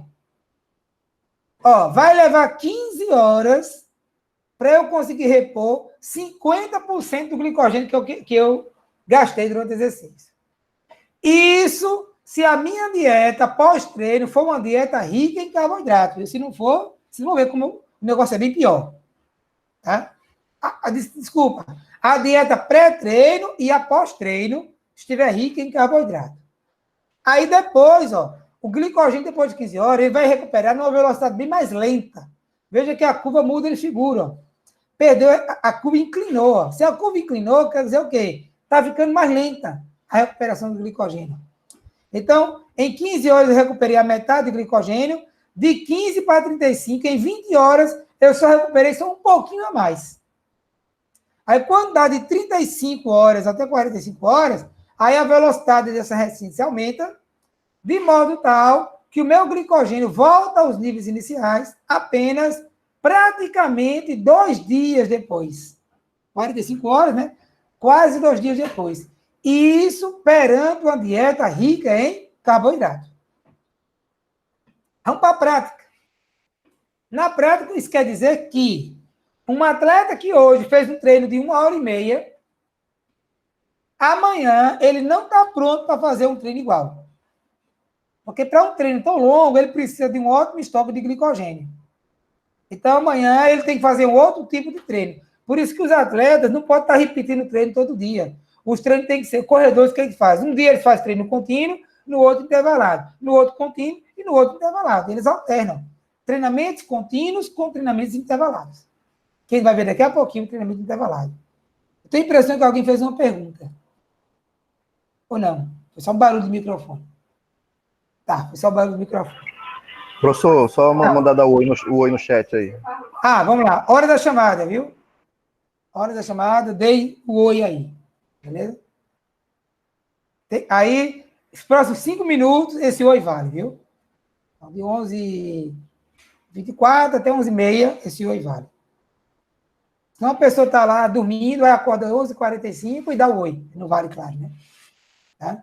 Então, esse é o problema do carboidrato. Demora muito a recuperar. Isso se a dieta foi rica em gordura pré-treino e pós-treino. Aqui, ó, acompanha o mouse, é a situação da dieta pobre em gordura. Desculpa, uma dieta pobre em carboidrato. De propósito, eu faço uma dieta, eu tiro tudo quanto é carboidrato da minha dieta, tá? Aí você pergunta, quem é o louco que ia fazer isso? Tem uma situação bem interessante que eu vou mostrar daqui a pouco. Alguns atletas fazem isso, tá? Essa loucura aqui. Vocês vão ver que não é loucura, não. Quer dizer, manter uma dieta assim é loucura. Mas fazer por 5 dias não é loucura, não. Então, vamos lá. Se você faz uma dieta restritiva de carboidrato, você já começa com menos da metade de carboidrato. Isso é algo muito similar àquela ideia de treinar em jejum. Acorda e vai treinar sem comer. Você vai ter um grande processo de proteólise. Antecipação da fadiga, aí sim os estoques de glicogênio vão muito lá para baixo. Tá? E olha o que acontece, acabou o treino. Olha o tempo que vai levar para recuperar o glicogênio. Se você mantiver a dieta pobre em carboidrato. 5 horas, não recupera quase nada. 15 horas, 25 horas, 35 horas, 45 horas, 2 dias, 5 dias e você não recupera o glicogênio que perdeu. Ou seja, atleta fazer uma dieta muito restritiva de carboidrato e que gasta glicogênio durante o treino é literalmente um suicídio. Como você está vendo aí. Ó. Agora, existe uma dieta muito interessante chamada dieta dos carboidratos. E é usada por atletas, mas não pode ser muito usada porque gera dano. Tanto é que ela é doping. É considerado doping, não é só quando toma alguma coisa. Quando você faz qualquer procedimento que bota a sua saúde em risco, em nome do desempenho esportivo, aquilo é considerado doping. Então, a dieta dos carboidratos, ela é considerada, ela está lá no manual de doping, tá? Então, o que é exatamente a dieta dos carboidratos? O atleta, ele vai ter uma competição no domingo. Então, segunda, terça, quarta, quinta, sexta, sábado, domingo. Deixa eu apagar isso aqui. Pronto. O que é que ele faz? Segunda-feira ele treina e já começa a não comer mais carboidrato. Uma dieta muito baseada em proteína e gordura. Aí o glicogênio... Poxa, o que eu fiz? Peguei. Aí o glicogênio dele cai. Em condições normais... Isso aqui é o nível normal dele de glicogênio. Isso é o nível normal, tá? É o que ele consegue manter no máximo de glicogênio dentro do músculo dele. Aí ele chega em casa, em condições normais, ele recuperaria o glicogênio aqui, ó. Para terça-feira. Como ele está comendo uma dieta muito pobre em carboidrato, vai acontecer. Só recupera bem pouquinho. Aí na terça-feira, ele treina de novo. Vai acontecer. O glicogênio vai cair mais ainda. Aí, o ideal seria recuperar, mas isso não vai acontecer. Como ele está comendo só proteína e gordura, aqui, ó. Opa. Aqui, ó. Aí, na quarta-feira, ele vai treinar e já não consegue treinar bem, porque está morto. Tá? O glicogênio não é só problema muscular, não, viu? O cara começa a ficar zonzo, tonto, dor de cabeça, vários sintomas aparecem. Tá? Aí ele treinou e manteve. Na quinta, ele não treina, que normalmente ele não vai aguentar treinar, então nem treina. Aí, quando chega na sexta-feira, vai acontecer. Ele vai fazer exatamente o contrário. Ele vai comer 2 vezes mais, a partir daqui, ele vai comer 2 vezes mais carboidrato. O organismo, ele sempre trabalha para manter a sua homeostasia. Ou seja, o organismo, nas semanas anteriores, o organismo sempre trabalhava para isso aqui, ó. Para manter o glicogênio dele nesse nível aqui. Perdia no treino, recuperava. Perdia e recuperava. Como o glicogênio dele passou vários dias baixo, o organismo aproveita um processo chamado de adaptação, de supercompensação. O que ele vai fazer, então? O organismo vai aproveitar que tem carboidrato, muito, E já que ele passou 3 dias sofrendo por falta de glicogênio no músculo, quando ele repor, ele vai repor assim, ó.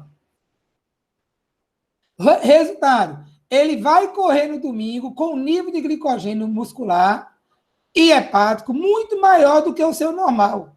Resultado, para um triatlo e uma maratona, provas que duram mais de 1h30, 2 horas, e que a fadiga é muito provocada pela depressão do glicogênio, porque o glicogênio acaba, entrar na prova com muito mais glicogênio, com muito mais gasolina no tanque, vai fazer ele ter um rendimento muito melhor na corrida. Isso é chamado dieta dos carboidratos. É doping, porque isso é considerado um procedimento dopante, porque gera danos à saúde. Você fazer isso aqui no seu organismo, ó, você está provocando sacrifícios e o atleta apresenta sintomas, viu? Tá? Inclusive, há quem diga, não é muito provável, que pode, inclusive, acelerar um processo de diabetes, caso você já tenha tendência genética para ter diabetes. Por isso que é considerado um procedimento proibido. Tá? Na minha opinião, se o atleta fizer isso uma vez por ano, não vai gerar dano. Tá? Agora, se fizer isso todo mês, cada corrida que for fazer, cada maratona que ele for participar, atletas quando corre 4, 6 maratonas por ano, quiser fazer um negócio desse, aí não sei se vale a pena não. Entendeu? Então, o COI coloca como procedimento dopante, mas eu acredito que fazer uma vez, eu não tenho prova, nunca estudei o assunto, acredito, fazer uma vez na vida não faria mal não, certo? Então, mais uma vez, ó, carboidrato como o elemento mais importante para garantir, inclusive, para melhorar o desempenho, de tal sorte que melhora tanto que os atletas são tentados a fazer. E muitos fazem, tá? Isso aí ninguém sabe. Professor, tem uma Outra dúvida. coisa que é um doping que você não tem como pegar. Como é que vai pegar o antidoping isso aí? Então, só se descobrir, denunciar e provar que o cara estava fazendo isso. Alguém tem que estar dentro da casa, tem que ser a esposa do atleta. Brigou, separou e quer prejudicar o marido, né? Como diz um amigo meu português, ele falou assim, ó. Toda vez que você tiver com um namorado e pensa em casar, a pergunta mais importante para se você casa ou não é: ela seria uma boa ex-esposa? É a melhor pergunta que você deve fazer antes de casar com alguém. É perguntar se ela seria uma boa ex-esposa. Pois não, pergunta. Aqui sou eu, professor. Questão de você, do corpo se adaptar e ele armazenar 2 vezes a quantidade de carboidrato. Não é 2 vezes, não. Tá? Aumenta 20%, tá? Eu acho que eu exagerei no gráfico aqui. Aqui, exagerei, tá? 20%, viu? Mas pode falar. Certo. Mas é o que acontece quando as pessoas vão fazer dieta, aí ficam sem comer comida, carboidrato simples, né? Comida ruim. E aí fica lá semanas, meses, aí perde um peso, aí acha que já tá bom, aí vai e mete o pau em chocolate, pizza, aí quando vê, ganha o peso, dobra o peso que tinha antes, é mais ou menos isso? Cara, mas é um que eu estou dando muito simplista, tá? E eu vou conseguir tirar essa simplicidade da minha resposta quando a gente for ver a emagrecimento. Ou seja, mas o processo é muito mais complexo do que isso, tá? Número 1. E não é principalmente por causa disso. Isso aí participa assim, com 2%. Tá? Agora, tem um elemento que eu já posso antecipar aqui agora, que é a compulsão. Teve um estudo na Argentina muito interessante que mostrou o seguinte, ó. Fazer uma dieta com muita restrição, seja de carboidrato que seja, aumenta em 8 vezes a chance de as pessoas terem compulsão alimentar. Ou seja, pessoas que hoje comem por compulsão podem ter sido provocadas por uma dieta que eles fizeram no passado. Então, quem fizer uma dieta que fica sofrendo, com fome, com vontade de comer, aí agora diz, agora eu posso comer, vai ter 8 vezes mais chance de futuramente desenvolver doenças de compulsão alimentar comparado com quem nunca fez dieta. Tá? Então, isso é um elemento muito importante quando se pensa em dieta. E está envolvido aí, tá? Que é o aspecto comportamental, fazendo você comer muito mais do que antes e engordando muito mais do que antes também. Beleza? Então, vamos lá. Expliquei a recuperação pós-exercício contínuo. Agora, e se isso for um jogo de futebol, handebol, basquete, futsal? Eu vou pegar o futebol por dois motivos, tá? Eu adoraria poder dar exemplo de tudo quanto é esporte no mundo. Só que o Brasil é um esporte muito... É um Brasil muito monoesportivo. As pessoas veem muito futebol e não veem muito outra modalidade. Se eu vou falar aqui de tênis, tem gente que não sabe como é uma partida de tênis. Tá? Handball.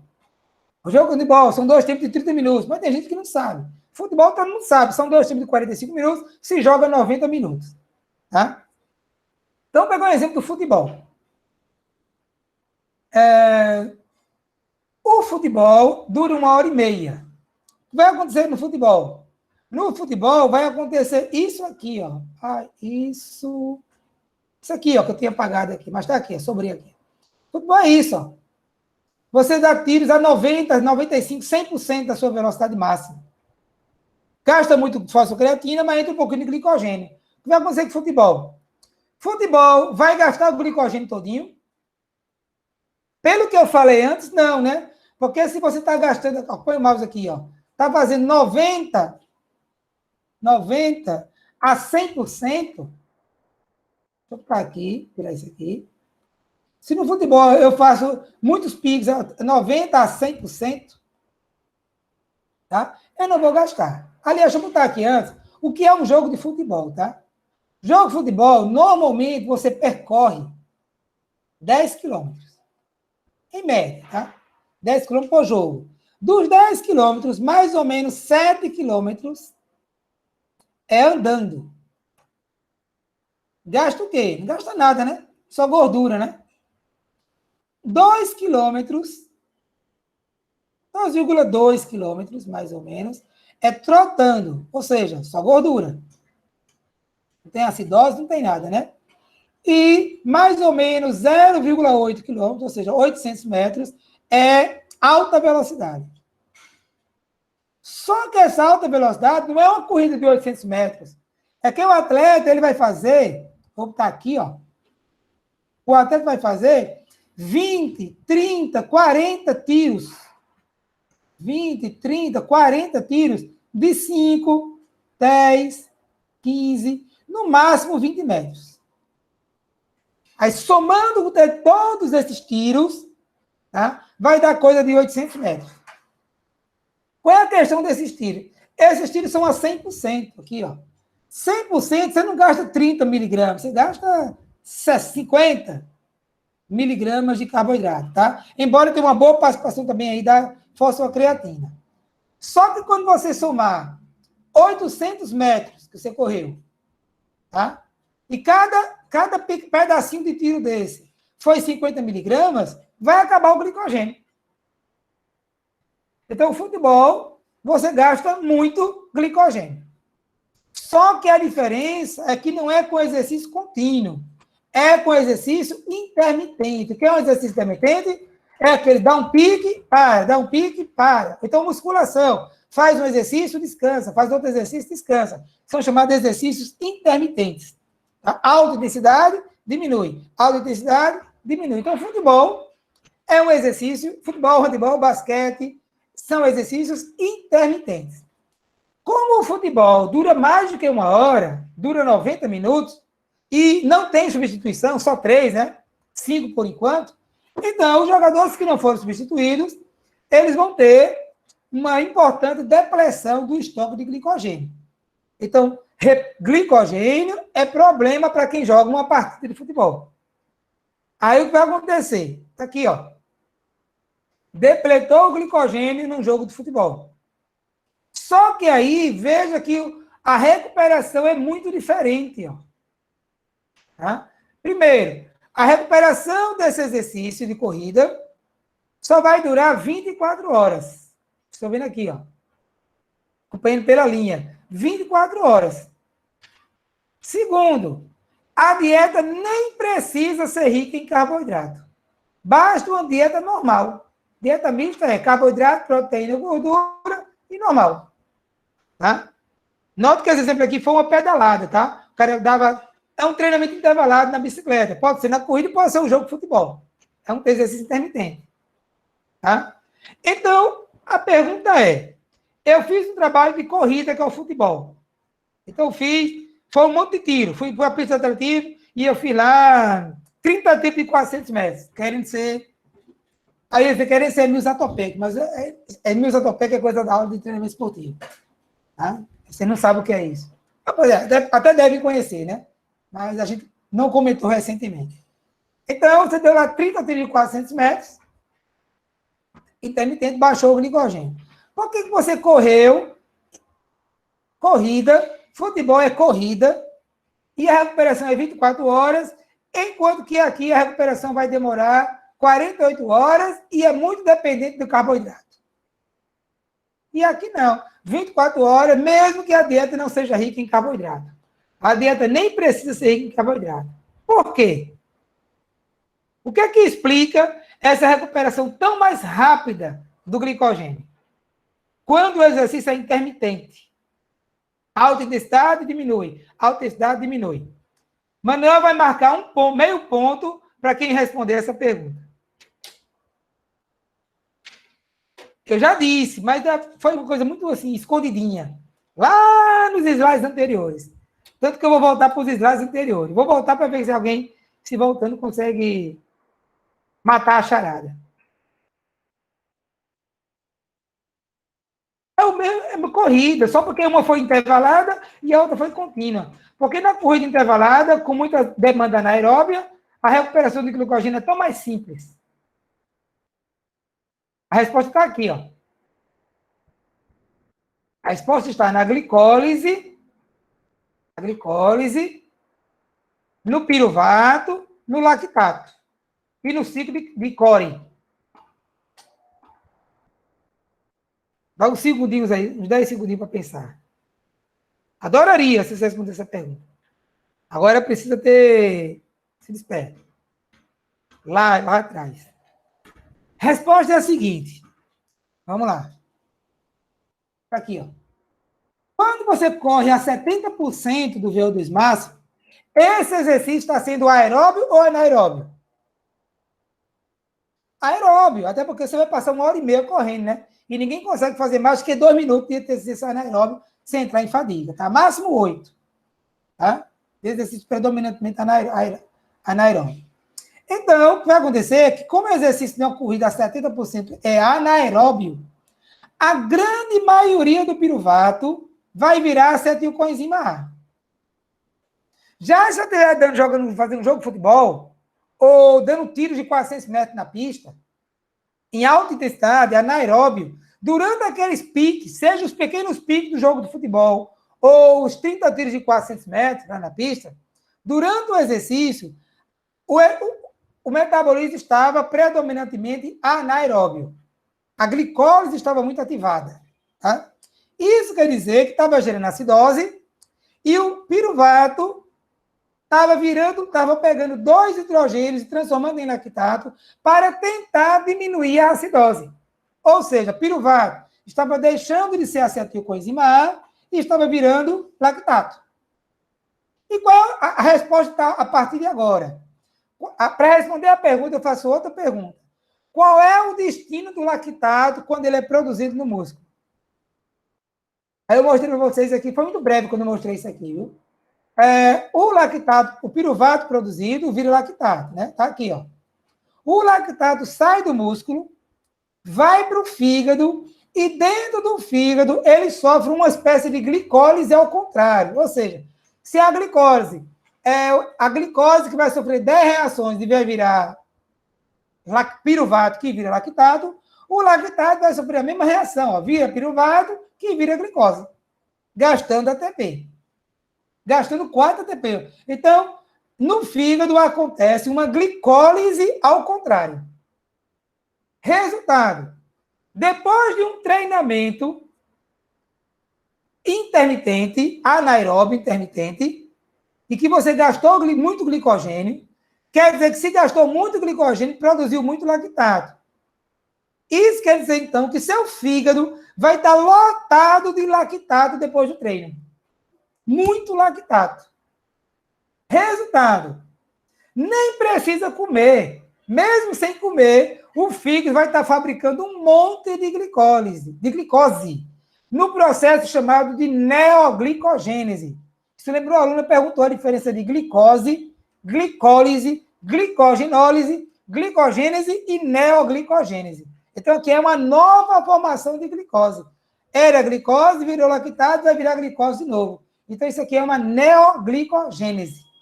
Resultado, o fato que, durante o treino, na verdade, o fígado já está fabricando um monte de glicose. E por que o nome é ciclolicose? Porque a glicose formada volta para o músculo. Durante o exercício e muito depois do exercício. Ou seja, durante o treino, você já está iniciando o processo de reestocagem de glicogênio dentro do seu músculo. Quando acaba o treino, mais ainda. Por isso que a recuperação de glicogênio pós-treino, intermitente, anaeróbio intermitente, leva apenas 24 horas e a dieta nem precisa ser rica em carboidrato. Basta ser uma dieta normal. Por quê? Porque treinamentos anaeróbios produzem grandes quantidades de lactato que vai para o fígado e virar glicose, que volta para o músculo, no ciclo chamado ciclo de Cole. Isso acelera muito a recuperação do glicogênio, a reposição do glicogênio num pós-treino anaeróbio intermitente. Beleza? De longo, um treino anaeróbio longo. Para um treino anaeróbio ser longo, tem que ser o quê? Tem que ser intervalado. Corre um pouquinho, para. Corre um pouquinho, para. Senão não consegue ser longo, porque você vai entrar em fadiga. Os muitos tiros gastam muito glicogênio e a longa duração garante uma depressão do glicogênio, mas a recuperação vai ser muito mais rápida, tá? Finalmente, para terminar essa parte, essa aula, pensei que ia dar em uma hora, não teve jeito. Antigamente o pessoal tinha uma prática assim, terminou um treino ou um jogo, vamos fazer uma corridinha para tirar o ácido lático do sangue. Primeiro que, eu já falei para vocês, ácido lático não acumula, não é nem fabricado pelo músculo. O que o músculo fabrica não é ácido lático. O que o músculo fabrica é lactato. Tá? Então, só que ainda hoje, muita gente que tem uma formação mais antiga, fez o curso de educação física há 10, 15 anos, ainda fala muito desse tal do ácido lático, que não existe. E eles acham que o ácido lático é quem provoca a acidose e a fadiga. Vocês não, alunos mais modernos, a gente nem discutiu muito essa questão. Antigamente, há 10 anos, há 5 anos atrás, no máximo, eu tinha que fazer meia hora de argumento para desmistificar a ideia do ácido lático. Aí depois eu dava essa aula de glicólise que eu dei a vocês. Hoje não, eu já fui direto para a aula de glicólise, porque como vocês são novos, quando se falava em ácido lático, vocês ainda faziam o ensino fundamental. Então não é um problema. Eu não precisei desmistificar em vocês essa questão do ácido lático. Professor? Mas veja que o livro aqui está falando de ácido lático, tá vendo? Pois não, pode falar. Meu pai, ele se formou na década de 80, mais ou menos, em educação física. Pronto. Ele era dessa corrente aí do ácido lático, né? Terminava o treino, tinha que correr para eliminar o ácido lático da musculatura, que era o que provocava as dores musculares pós-treino. Exatamente. Uma outra coisa que ele fazia também, que eu só percebi agora com essa sua fala do futebol, que ele me colocava para correr os 10 quilômetros, né? Porque a partida de futebol tem em média 10 quilômetros, então eu queria quilômetros no menor tempo possível. Tanto é que quando eu treinava com ele, eu acho que foi 35, 36 minutos, a minha melhor marca para 10 quilômetros. Só que assim, como o senhor explicou, são 10 quilômetros de vários tipos de intensidade, né? Andando, trotando, correndo. Então, correr 10 quilômetros continuamente não quer dizer que no jogo de futebol você vai conseguir ter um melhor resultado, porque... Ele estava te ferrando, porque 10 quilômetros depletava o glicogênio. Se fosse um sábado, numa sexta-feira, ia jogar domingo sem glicogênio no músculo. Tá? Aí hoje não, né? Hoje, na verdade, ele estava ferindo o princípio da especificidade. Para uns 4, 5 aqui, né? Dessa disciplina, que também pagam treinamento esportivo, estava ferindo o princípio da especificidade. Ele estava errado? De jeito nenhum. Era o conhecimento da época. Ele fazia a coisa certa para os conhecimentos da época, tá? Só que o conhecimento vai mudando, aí o nosso comportamento vai mudando também, tá? Então, hoje, eu não diria que alguém precisa correr depois de um jogo ou depois de um treino para remover o ácido lático. Eu diria correr para acelerar a remoção da acidose. Então, o objetivo não é remover o ácido lático, é remover a acidose. Teria sentido correr do ponto de vista do lactato? Também. Porque quanto mais rápido eu tiro o lactato do meu músculo, mais rápido o lactato vai para o fígado. Mais rápido o lactato vira glicose e mais rápido a glicose volta para o músculo. Só que aí a pesquisa científica mostrou que é absolutamente desnecessário fazer essa corrida. Seja para remover o ácido lático, seja para remover o lactato, seja para remover os hidrogênios. Sabe por quê? Porque, como vocês estão vendo aqui, ó, correndo ou sem correr, correndo, que é a linha cheia, e sem correr, sem fazer nada depois do treino, que é a linha tracejada, o lactato se remove do mesmo jeito. O ácido lático, o hidrogênio, o lactato é removido do mesmo jeito. Além do mais, independente do que você faça, o lactato está nos níveis normais, pré-treino, 1 hora depois. Então, se eu treino agora de manhã e meu próximo treino é agora à tarde, 5 horas depois, então, e como o lactato se remove com 1 hora, correr não vai fazer essa diferença toda. Porque, correndo ou não, o lactato remove com 1 hora e o próximo treino só daqui a 4 horas. Então, não tem problema nenhum. Agora, tem uma situação em que correr vai melhorar muito o desempenho. Essa eu vou dar um ponto para quem responder. O Manel vai marcar um ponto aí na planilha. Qual é a situação que se eu correr para acelerar essa remoção dos hidrogênios ou do lactato, eu vou ter um benefício. Essa é dificílima, por isso que eu dei um ponto. Poderia até dar 5, tão difícil que ela é. Vamos para a resposta. Olha só. Não vou nem esperar. Suponhamos que um atleta ele vai fazer 10 tiros de 400 metros a 95%. Intenso, tá? Claro que ele vai cansar, né? Então, o primeiro tiro. Então, são 10 de 400 a 95%. Isso é um treino comum, tá? Que atletas velocistas, que atletas meio-fundistas fazem. Então, vamos lá. Primeiro tiro. Tiro número 1, 2, 3, 4. Deixa eu baixar mais aqui. 5, 6, 7, 8, 9, 10. Então, tá aqui. 10 tiros de 400 metros. Tá? Aí, o primeiro tiro dele, ele faz para 59. Segundo, 58. Normalmente, o segundo é melhor, que você está aquecendo melhor. Aí, terceiro, 58. Quarto, 59. Aí, começa a fadiga, tá? Porque vai cansando, né? Aí, sim, desculpa. O intervalo é 2 minutos. Beleza? Então, 10 tiros de 400, intervalo de 2 minutos. Aí, começa agora. 1 minuto. 1 em 1. 1 em 1. 1 e 3. Aí desgrigolou. 1 em 3. 1 em 5. Aí o último ele se anima, né? Dá aquele gás todinho. 1 em 5 de novo. Beleza? Só que agora eu vou colocar uma outra situação em que o intervalo dele era um intervalo ativo. Ou seja, em vez de ele passar 2 minutos parado esperando o próximo tiro, ele vai ficar fazendo um trotezinho bem leve esperando o próximo tiro. Vamos lá. Primeiro tiro. 59. Segundo, 58. Está igualzinho aqui, ó. Terceiro. 58. 58. 58. 59. 59. 1. 0.